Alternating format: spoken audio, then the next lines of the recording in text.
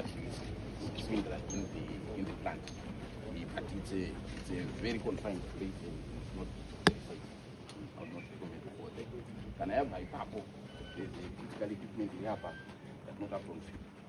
The Mutanangura should feed to your family importance per hour. Once you run out, so that upfront feeder does that.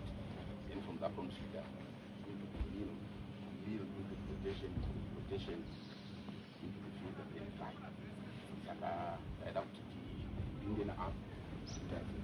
It's very cheap.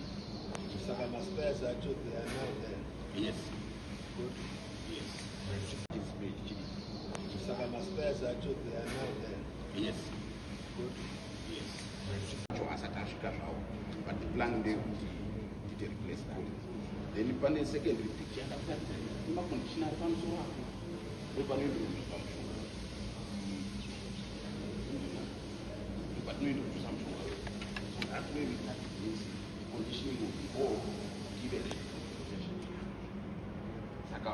that here we have to pay with rubber line, motor, we have the Taita Impela manual.